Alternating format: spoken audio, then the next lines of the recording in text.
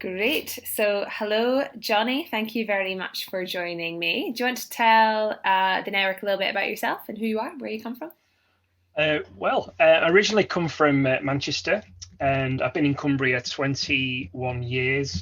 Married to Pamela, got two children, Caleb, who is 13, and Naomi, who is 10, and they're both sat in the swimming pool at the moment in the back garden Great. because it's so hot. Oh, good. Um, I wear lots of different hats, but I think right at the heart of my drive, really, for my faith is community. And so 2 days a week, I work as a cinnamon advisor for the north of England, advising churches, supporting churches in setting up social action projects, and also coming alongside churches who are applying for micro grants of £2,000 in certain areas. I'm also a church planter within the Free Methodist Church. So we've planted a church here in Kendal, started just our family, and we've kind of grown it to 12 people. And through lockdown, that has been challenging, not to have a physical location, just do it online. So we're hoping to kind of relaunch in September of this year. And I'm also a part-time photographer, graphic designer, video producer, etc., as well to support the ministry of church planting here in the wonderful town of Kendal, the gateway to the Lake District. How I came across CAP was probably 11 years ago when I first came to Kendal, and when there was a CAP debt centre here, supporting people around the town and specifically on the estate that I was working with. And I had a phone call from Nick Smith in 2019 when our debt centre here in Kendal closed, and they'd basically ran it for 10 years, spent over £250,000 investing into the CAP debt centre. And then also we saw 77 families go debt free in that time, which is fantastic. But they had to put that down for a number of different reasons. And Nick spoke to me and said, look, is there any possibility of doing something with churches in Kendal to restart the debt centre? And that's when our conversation started, really. And probably September and the November meeting in 2019, we had 17 church leaders round a table. I mean, that's unheard of, Abby, for Mm, doing joint ecumenical stuff here in our town. I don't know if it's wow. like anywhere else, but 17 church leaders, and they were all kind of like, yes, we want to be part of it. Yes, we've seen the difference that CAP has made throughout the country. So let's do this.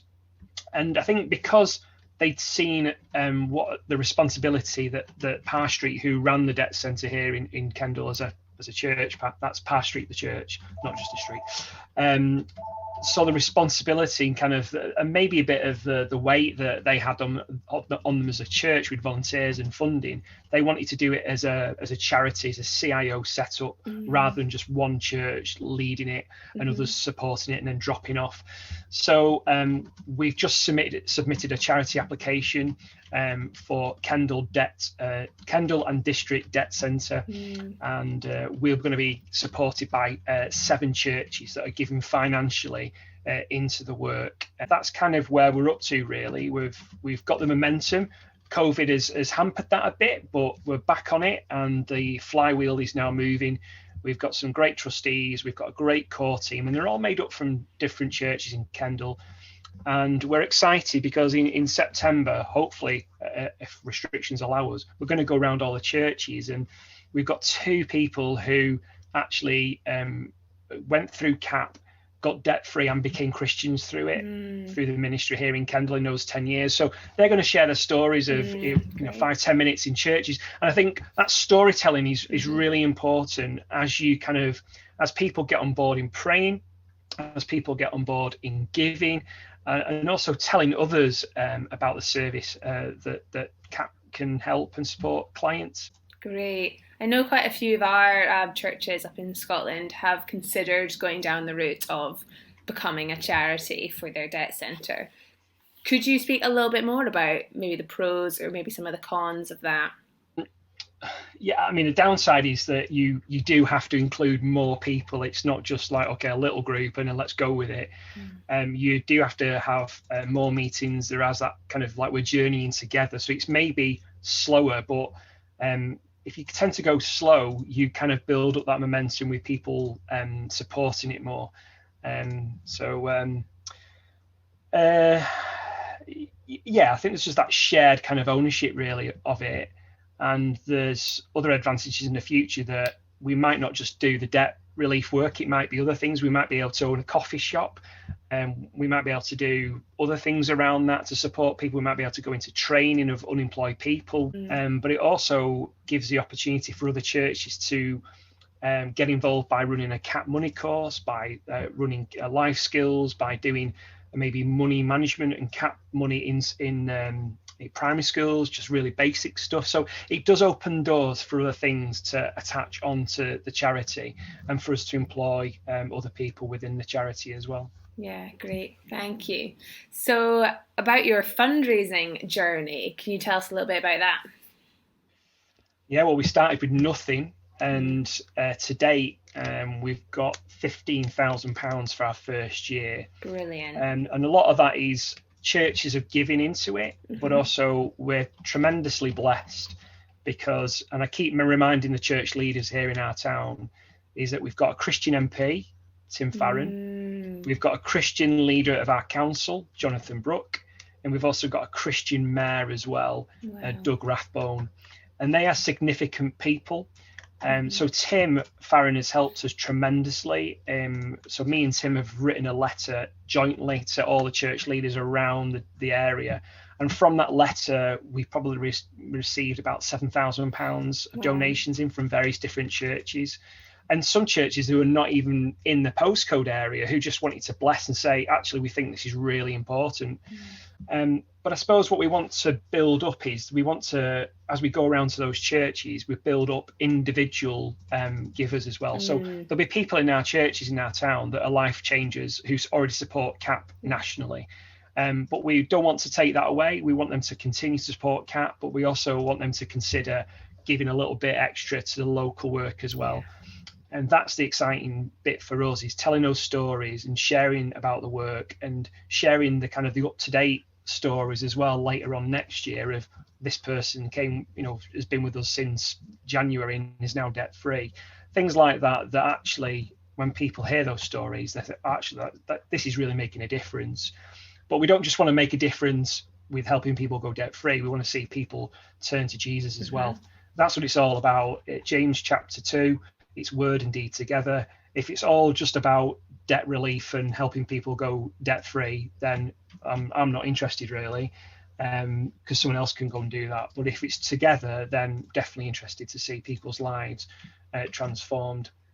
So yeah, that journey is basically just been built up with relationships, GoFundMe pages, and the mayor of Kendal has now made us his charity for the next 2 years. Great. Which is brilliant. And just having those conversations with the Chamber of Commerce, with businesses, saying, do you know that you have got, or have you had in the past, people who've used the CAP service?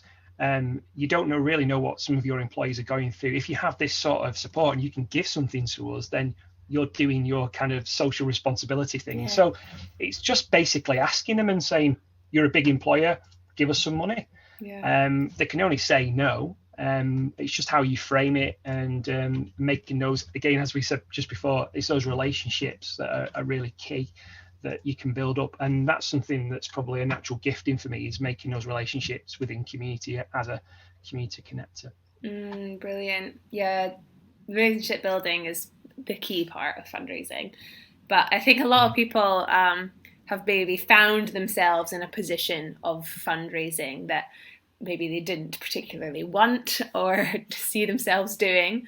So what advice would you give to those people who relationship building maybe isn't a gift for them, but is obviously such a huge part of fundraising? Yeah, don't do it on your own. Find someone who is a natural kind of relationship builder, and do it as a team. And don't feel isolated in doing that fundraising. And you might be able to do all the number crunching and doing all the, making the paragraph sound absolutely fantastic. I'm not great at doing that, but they might be. But someone else might be great in making those coffee visits and meetings where they can speak to the person and convey the vision and the heart of what they're trying to do to the particular funder. So in the past, we've used professional fundraisers to raise some funding for us, and that's been okay. It's not been massively successful, and we've paid a bit out for that. But you've got to try these things, and it is again, Abby, it's down to relationships. And I think if people can see tangible results as well, like figures and what you've done with the money and how it's impacted, and telling those stories, because often we're not great at telling those stories of how we've helped someone because we like to be humble. But funders like to hear that. So we've ran some training within Cinnamon for monitoring and evaluation for funders.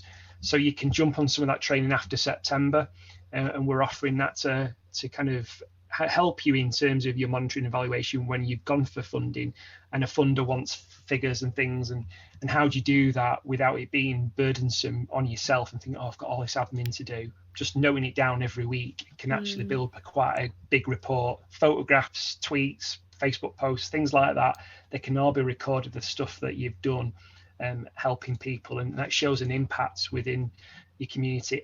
And also getting the councillors on board, your MP, the police, the NHS, social prescribers. They are great people to kind of connect with, because they can refer clients to yourselves and also open up other doors as well for funding and relationships.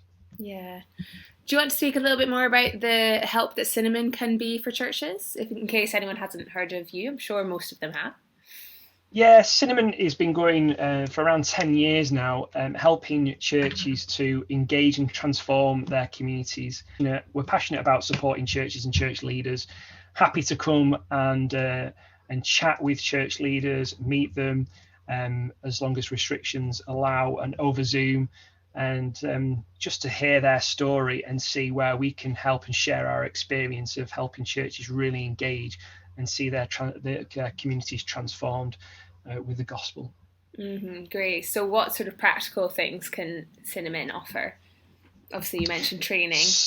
Yeah, so we've got a great new tool, great new website now called Cinnamon Connect, and it's free to join that. And there's a whole host of different tools in there, resources. So from how do you prayer walk to how do you engage with your community, how to start a CIP, maybe even funding, how to start a project in your community, how to do a community audit. So trying to find out what the needs are within your community and how do you respond. So it's a whole bag of different kind of resources there and goodies for your church and your leadership to kind of grapple with, and to understand and to help you get on that journey of transforming your community even better than you are. Great, fantastic. So we'll wrap up soon, but my last question to you would be, what are your top tips for someone asking for money? Because at the end of the day, that's what people have to do to make money, and you seem like you're very good at it. Just tell the story, and be honest. Share your heart, share your passion, and don't let your funding or don't let the application dictate your vision. Always keep your vision, and don't go and chase the money that's going to divert your vision to something else. So I think there's got to be a lot of wisdom and discernment in that. So that's just a bit of tread with caution, that you don't deviate from your original vision because you're chasing some money that's maybe going to keep someone employed for another 2 to 3 years. I've been there, got the t-shirt, it doesn't work. It just stretches the organization to something that you're not called to do. So yeah, and just build those relationships, tell the stories, and pray.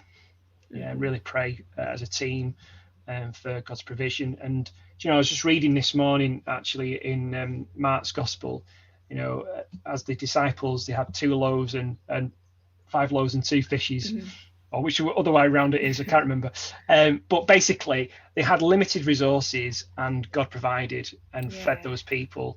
And then they had 12 kits left over, and God can do amazing stuff with just very few resources that we do have.